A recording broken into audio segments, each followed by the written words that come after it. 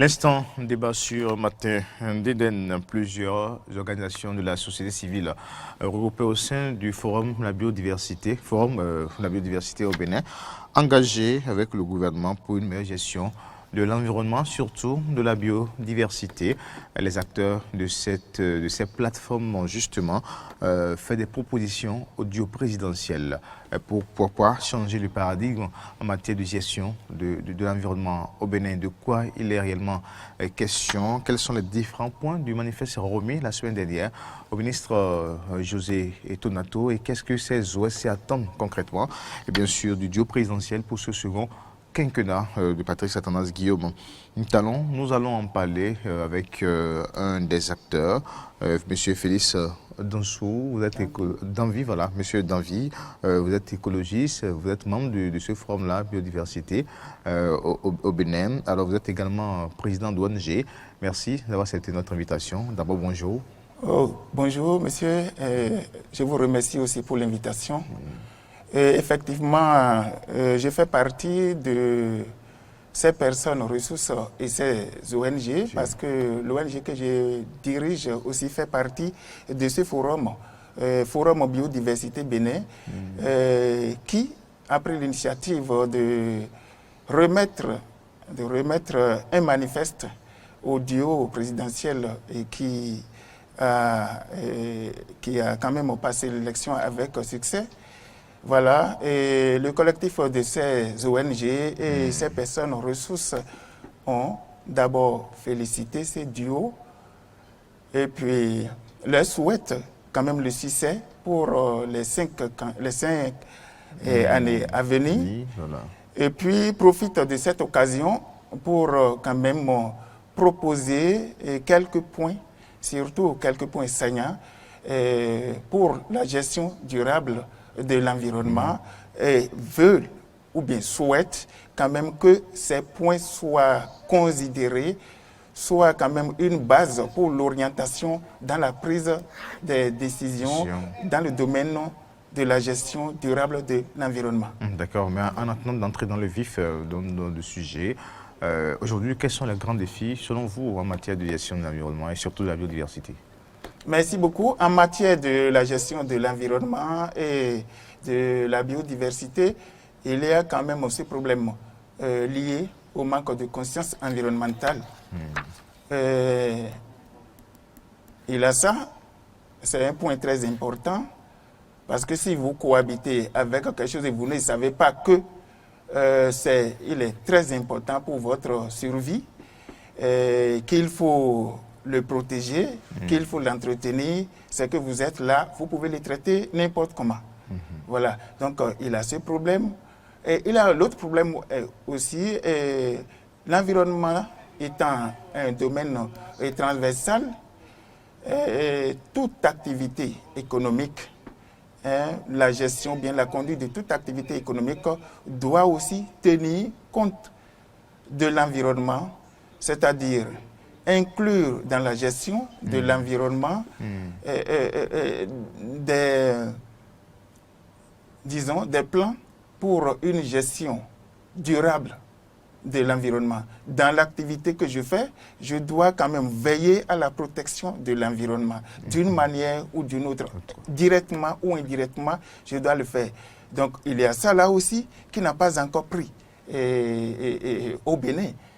Voilà, donc si je prends le secteur du tourisme, c'est un secteur pourvoyeur d'emploi, c'est un secteur qui contribue énormément au PIB, mais si ça va se gérer de manière anarchique, si ça va demeurer au niveau du tourisme de masse, je crois que ça contribue énormément à la destruction de l'environnement. Voilà, c'est pourquoi dans tout secteur d'activité, on parle du durable. Par exemple, dans le domaine de du tourisme, on parle de l'écotourisme, on parle de tourisme responsable, on parle de tourisme durable, tourisme équitable et solidaire. Donc, c'est des thèmes quand même, ou bien c'est des formes de tourisme qui préservent l'environnement. Voilà, il y a tout cela qui manque à notre niveau au Bénin. Il y a aussi, comment dirais-je, cette participation de la société civile à la chose environnementale, à la gestion de l'environnement au Bénin, et la société civile et les cadres en charge de la gestion de l'environnement ne se comprennent pas souvent, soit la société civile les voit comme leurs ennemis, soit de là-bas aussi nous voit comme ennemis, alors que nous devons rester ensemble. Des cadres d'administration. Voilà, en synergie d'action pour atteindre le même objectif, parce que les autres, ils sont là-bas, ils protègent, ils travaillent pour la protection de l'environnement. Nous aussi, nous travaillons pour la protection de l'environnement. Nous devons rester ensemble en synergie d'action pour pouvoir atteindre efficacement cet objectif. Voilà, il y a ça là aussi et qui manque. D'accord. Oui. Donc c'est au regard de cet état des lieux et surtout donc de ces défis que vous avez donc adressé, vous avez fait ces propositions à l'endroit donc du duo présidentiel. Effectivement, et puis nous avons aussi saisi l'occasion au début d'un mandat. Donc nous voulons effectivement que ces points soient considérés, soient pris en compte dans l'élaboration du programme d'action du gouvernement pour les 5 années à venir. Voilà. Alors, quels sont les points essentiels donc, de ce manifeste-là? Quels sont les points essentiels? Ok. Et d'abord, nous partons du point 9 qui parle de l'amélioration des dispositifs afin que la société civile participe aux réalisations des grands travaux d'infrastructure et développement en contribuant effectivement au suivi des études d'impact environnemental et des plans de gestion environnementale et sociale. Voilà. Là, comme je l'avais introduit tout à l'heure, la société civile a un grand rôle à jouer et nous ne pouvons pas être là toujours pour critiquer des actions pour lesquelles on n'a pas été et auxquelles on n'a pas été associé. Voilà. Donc, nous sommes là pour être à la base, d'où est-ce que ça a commencé et puis comment est-ce que c'est conduit la mise en œuvre pour contribuer aussi à la mise en œuvre des actions. Donc, pour peut-être apprécier aussi après. Donc, c'est pour cela que nous sommes là. Mais ce n'est pas encore le cas au Bénin. Et nous sommes là surtout pour critiquer. Alors, on ne sait pas là où ça a commencé. Donc, c'est pour cela, et ce manifeste est venu à point, nommé pour pouvoir associer les ONG ou bien prendre en considération leurs propositions et après les associer pour la mise en œuvre, par exemple pour les études d'impact environnemental. Et il faudrait que les considérations ou bien les points de vue des acteurs de la société civile ou bien des personnes ressources associées soient quand même prises en compte. Prises en compte et puis après pour la mise en œuvre, il faudrait qu'ils soient là pour suivre. Pour suivre et ne pas rester dans cette position de critique tout le temps. Voilà, donc c'est pour cela. Et dans ce cadre, nous exhortons ce duo, le duo présidentiel, et donc que nous exhortons avec respect, tout le respect, et qu'il faut que on fasse tout, que dans les 5 ans à venir, que les acteurs ou bien les réseaux des acteurs de la société civile, voilà, soient associés quand même à la conduite des grands projets de construction d'infrastructures dans notre pays. Parce que la construction d'une infrastructure, c'est la destruction d'une partie des ressources naturelles. Maintenant, il faudrait que des acteurs soient à la base et chacun donne quand même son point de vue, chacun donne ses conseils pour que ça soit fait sans grand impact sur l'environnement. Voilà, donc c'est ça qu'il faut et nous les exhortons quand même à prendre en compte ce point pour la construction de notre beau pays. Voilà. D'accord. Encore qu'il y a beaucoup de grands travaux au point infrastructurel, beaucoup de grands travaux, l'asphaltage, la Voilà. phase 2, certainement, qui a commencé, va se poursuivre sous ce mandat. Voilà. Et la construction des routes, des chantiers, en tout cas beaucoup de travaux en vue déjà. Oui, donc ce que nous disons, ce n'est pas que le gouvernement ne fait pas. Le gouvernement a déjà pris des décisions très courageuses que nous saluons au passage. Et c'est des décisions très courageuses, et peut-être pour la première fois au Bénin. Et quand nous prenons par exemple l'alphatage, il est quand même prévu que des plans soient mis en terre de part et d'autre, ce qui est vraiment à saluer. Mais quelles sont ces espèces? Est-ce que c'est des espèces incrustées traditionnellement dans l'environnement, dans l'écosystème, des lieux sur lesquels ils sont mis en terre? Voilà, donc il faut associer des gens dans ce domaine. Et dans notre forum en biodiversité, il y a quand même pas mal de propositions qui se font.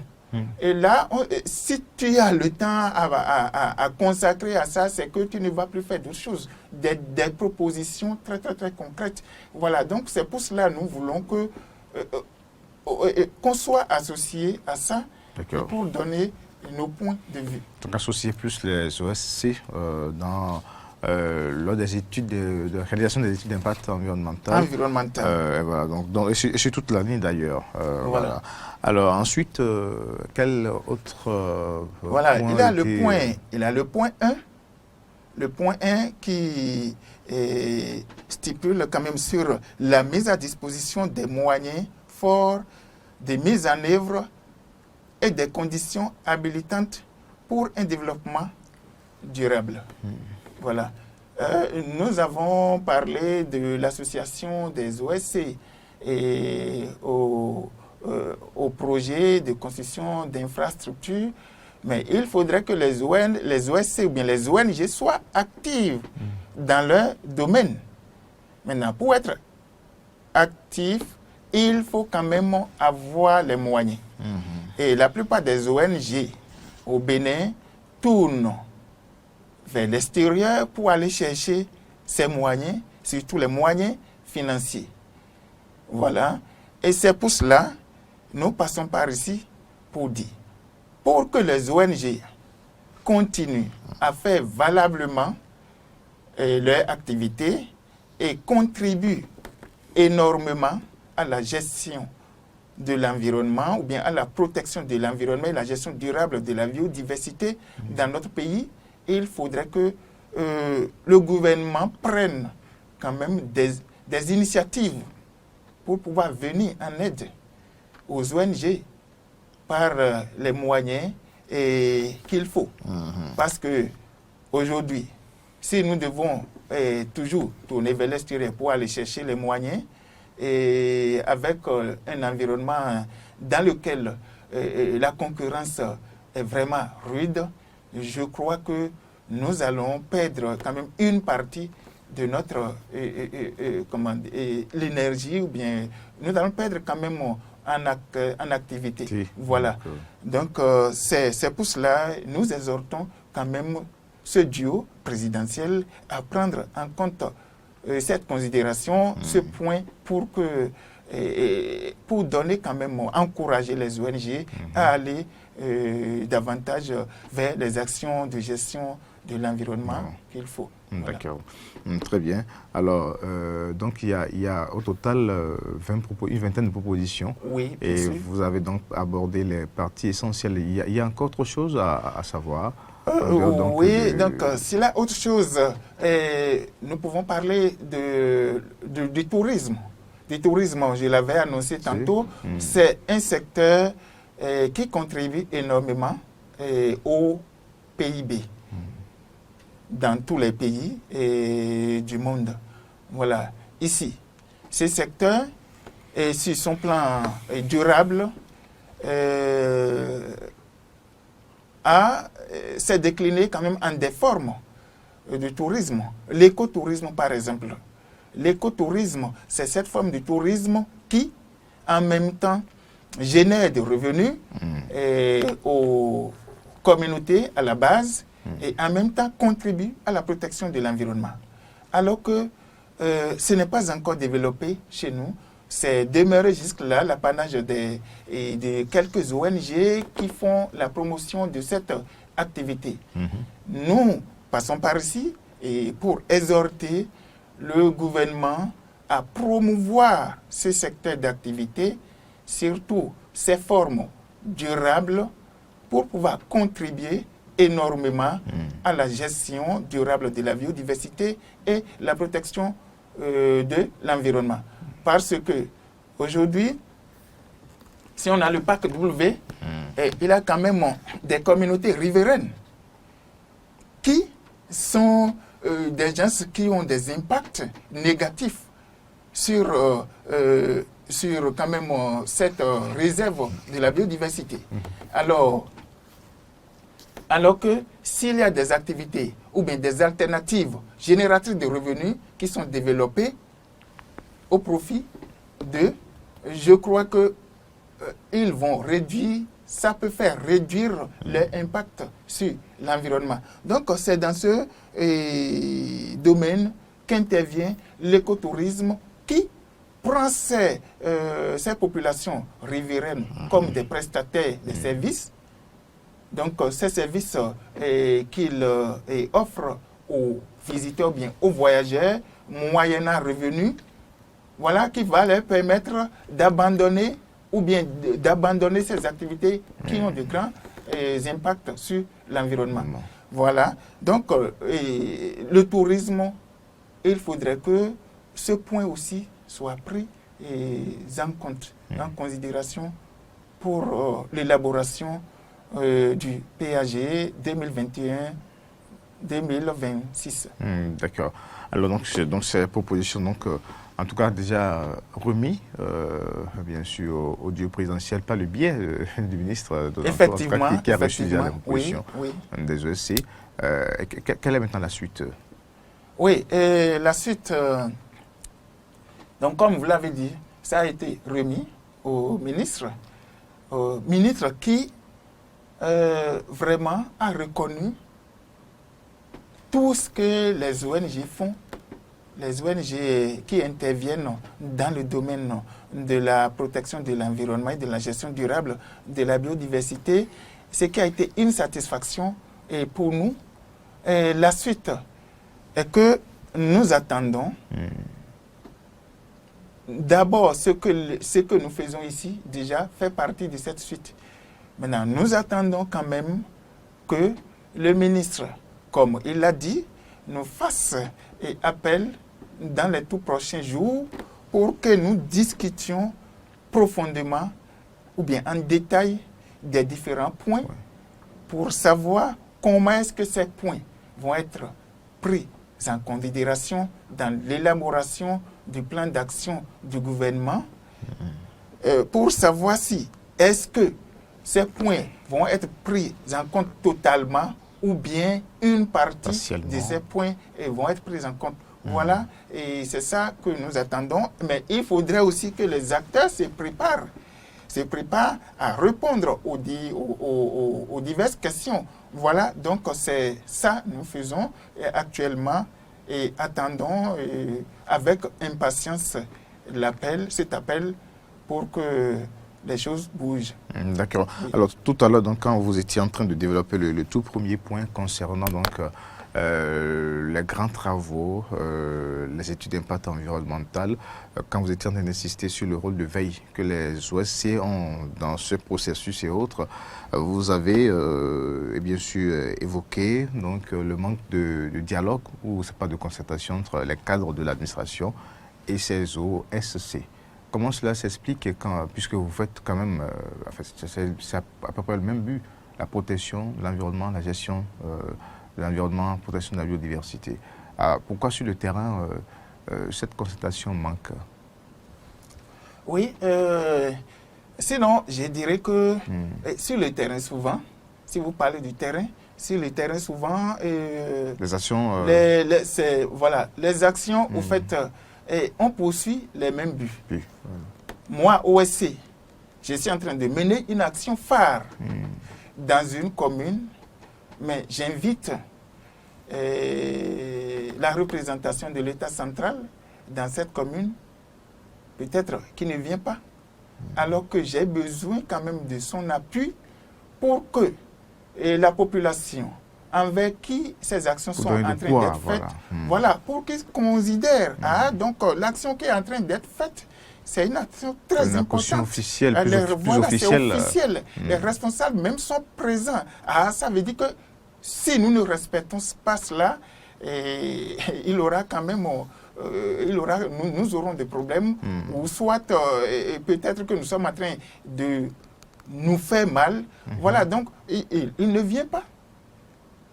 Voilà, donc par exemple, ça là, c'est un exemple. Maintenant, moi, OSC, je n'ai pas les moyens localement, mais j'en ai trouvé ailleurs, mais j'ai besoin d'une attestation de reconnaissance des actions que je fais pour que ces moyens me soient débloqués, pour que je puisse poursuivre mes actions. Mais je peux ne pas l'avoir à temps, ou soit ne jamais l'avoir. Ne jamais l'avoir, alors que pour ce, le cadre est là pour atteindre l'objectif pour lequel j'ai besoin de l'attestation. Mais je ne l'ai pas à temps. Voilà, ça veut dire quoi? L'action, ça connaît quand même une rupture à ce niveau. Est-ce que c'est la lourdeur administrative dans ce cas-ci ou c'est des phases de concurrence? Je ne saurais le dire, mais quand même, il y a quand même de ces déclarations parfois qui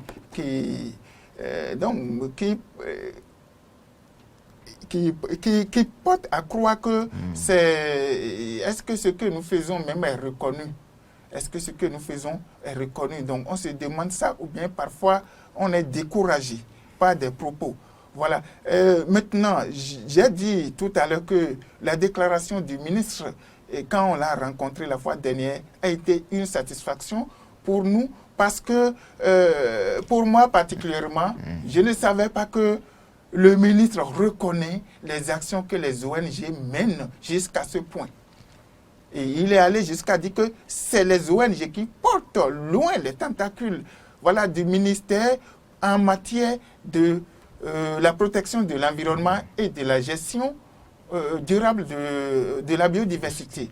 Donc, c'est parce qu'il y a des spécificités que les acteurs d'ONG maîtrisent, que les cadres au niveau de l'association ne maîtrisent pas. Voilà, donc il faudrait qu'on s'associe et sur un plan de complémentarité, voilà, qu'on s'associe et puis qu'il y ait synergie d'action. Mais ce qu'on n'a pas souvent. Sinon des antagonismes, peut-être. Non, donc je ne saurais le dire, ce n'est pas un antagonisme en tant que tel. Peut-être que c'est une malcompréhension donc, à notre niveau, au niveau des cadres, puis peut-être aussi à notre niveau, donc qu'il faut régler par la prise en considération de ces points que nous proposons. Voilà. Et avec les collectivités locales décentralisées? Oui. Est-ce que c'est le même problème? Donc, je ne pourrais pas dire que c'est le même problème, mais à voir comment les choses se passent aussi, on peut toutefois tenter de dire que c'est le même problème. Parce que j'avais parlé de l'invitation. Vous faites une action et qui rentre complètement en ligne de la mise en œuvre du PDC, plan de développement communal. Normalement, vous ne devez pas demander un accompagnement avant d'être accompagné. Parce que là, c'est au niveau local et tout ce que vous faites, tout le monde le voit. Tout le monde le voit et c'est au niveau, vous avez parlé de... Donc, et les acteurs, ou bien au niveau de la mairie, les cadres au niveau de la mairie, peut-être sont au courant, parce que les CA, ou bien les conseillers communaux, voient ce qu'on fait, et qui rendent peut-être compte là-bas. Mais si vous êtes là, vous le faites, vous n'êtes jamais accompagné, on ne demande même pas un accompagnement financier, mais un encouragement, et vous ne l'avez pas à temps.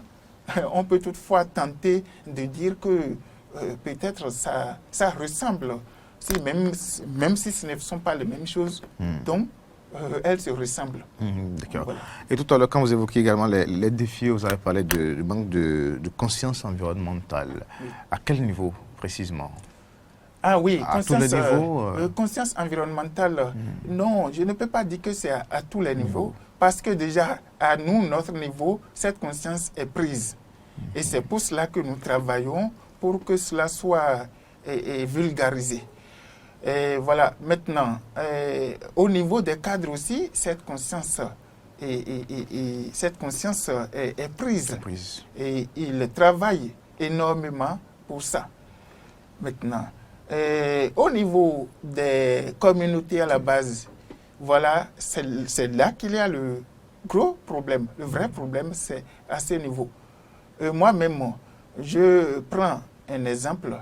Quand nous, on était enfants, on ne savait pas que les plants, les arbres qui nous entouraient avaient une importance pour le cadre de vie, pour notre vie même en général. Voilà, on ne le savait pas. Les plants, quand on était élève ou bien écolier, les plants qui sont mis en terre, on pouvait les déterrer, on pouvait les enlever n'importe comment, parce qu'on ne savait pas. On ne savait pas que cela a une importance pour notre vie. Donc c'est pour cela que l'éducation environnementale doit essentiellement être orientée vers les enfants, les jeunes, et puis généralement vers les communautés, et surtout à la base, et aussi les communautés dans nos villes. Voilà. Parce que je ne saurais dire que au niveau des villes, tout le monde quand même maîtrise les gestes qu'il faut avoir à l'endroit des composantes de la biodiversité et de l'environnement. Voilà. Très bien. Alors maintenant, pour rapidement revenir sur, donc, et en finir avec le manifeste, alors de quels moyens disposez-vous aujourd'hui pour accompagner véritablement le duo présidentiel dans la réalisation de ces missions pour parler de la politique environnementale? Merci beaucoup. Oui, les ONG disposent d'assez de moyens et déjà tout ce que nous faisons montre déjà la capacité des ONG à contribuer à la gestion durable de l'environnement et dans notre pays. Sans l'accompagnement que nous demandons ici, nous menons déjà énormément et beaucoup d'actions. Donc dans ce sens. Maintenant, les moyens dont nous disposons, alors même sans un éventuel manque de prise en considération de nos points, et ce sont les moyens dont nous disposons déjà. Voilà, répondre aux appels à projets, aller mobiliser les fonds et à l'extérieur, pour, même si c'est difficile, même si c'est dans un environnement concurrentiel très rude, aller chercher ces moyens pour venir contribuer à la gestion de l'environnement chez nous. Donc nous disposons de ça, même si les choses deviennent de plus en plus compliquées. Et nous avons ces moyens, seulement que il y a, parce que ce n'est pas toutes les ONG qui vont résister. Donc, il y a quand même des ONG qui finiront par se décourager, ou soit par manque de moyens, finiront par disparaître. Alors que si c'est une ONG qui travaille dans une communauté, données. Je prends par exemple la commune de Pomassé, dans laquelle nous, on intervient. Si un jour, on dit, nous ne le souhaitons pas, que CREPAD ne travaille plus dans cette communauté, j'entrevois déjà les problèmes environnementaux qui vont encore se poser avec envergure dans ces localités où les populations ne savaient pas l'importance de la biodiversité. Et ce travail de prise de conscience de la biodiversité a commencé et puis un jour s'interrompt. Je crois que là, il a des problèmes. Donc, c'est pour cela que, avec cet environnement concurrentiel rude, nous exhortons le gouvernement à sauver ou bien à contribuer quand même à l'accompagnement ou bien à la pérennité des actions des ONG en les accompagnant donc financièrement et puis sur d'autres plans.